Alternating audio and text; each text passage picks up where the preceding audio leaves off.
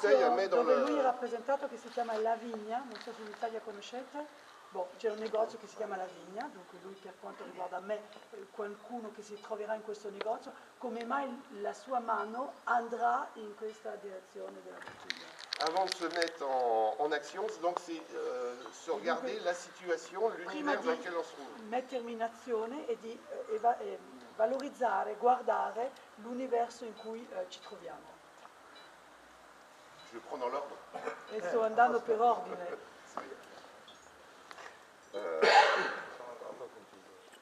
C'est quoi du champagne? Cos'è champagne? C'est quoi du Barolo? Cos'è Barolo? C'est un vin, lorsqu'on va le consommer, où va y avoir une évidence, c'est-à-dire ça ne peut venir que de Barolo. C'est-à-dire bisogna che ci sia quell'evidenza che uno che lo prende per la prima, cioè quando c'è un'identità così forte che quando uno assaggia un Barolo è un Barolo.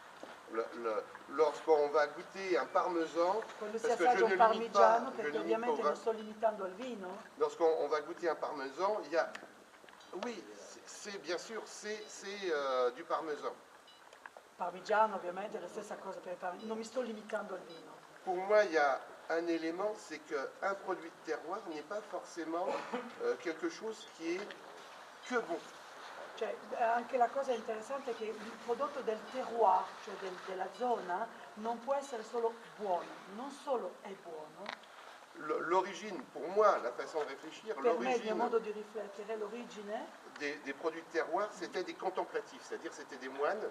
All'origine di tutta questa nozione di terroir, all'origine sono monaci che contemplavano, cioè qui devaient travailler dans le cadre de ce qu'on leur demandait, de travailler au champ, de travailler ovviamente avec la dovevano nature. lavorare con la natura nei campi.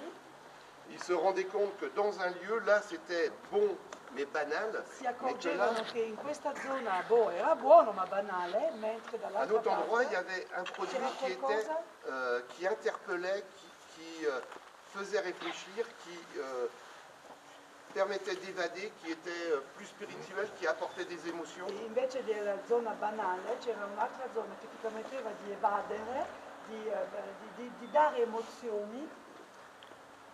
Lorsque j'essaye de répondre par bribes à tout ce que Cioè, j'ai tracé. ovviamente vi sto cercando per tappe così, tutto quello che ho tracciato così.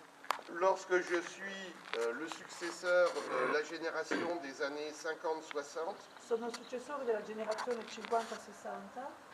je regarde bien évidemment tout ce qui s'est passé depuis l'arrivée de la vigne par les Romains, Guardo le ovviamente travail, tutto quello che è passato prima di me, dall'arrivo della vite dai Romani, le travail des il moines, lavoro dei monaci, la délimitation des sols, c'est tout un bagage et je me sens comme quelqu'un qui doit faire un parcours, comme dans un athlétisme, il y a une course de relais.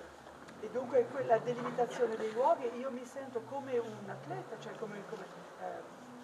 Course de relais. come quando uno passa il bastone, no? Quella passata la staffetta. Il y a au moment où une personne est à la fin de sa course, transmet un bâton qui s'appelle en français témoin.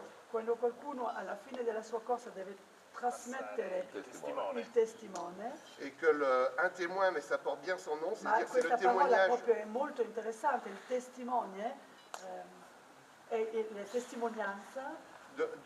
Non seulement la personne, la génération qui a fait sa course, Non solo la generazione che ha fatto la sua corsa, mais toutes les générations tutte le qui generazioni se sont précédées. precedenti.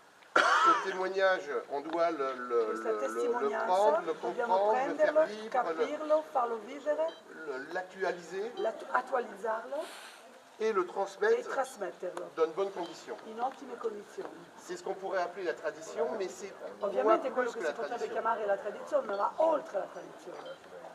Entre savoir-faire et savoir réfléchir, Tra saper fare e saper riflettere, pour moi j'abandonne le savoir-faire io parce que abbandono c'est il une saper recette, fare perché questa è una ricetta, et savoir réfléchir c'est simplement se positionner par rapport à une situation riche du bagage des personnes qui nous ont précédés. e dunque io abbandono il saper fare, che è una ricetta, e adesso il saper riflettere vuol dire prendere in conto tutta questa testimonianza, tutta questa generazione, tutto questo passato.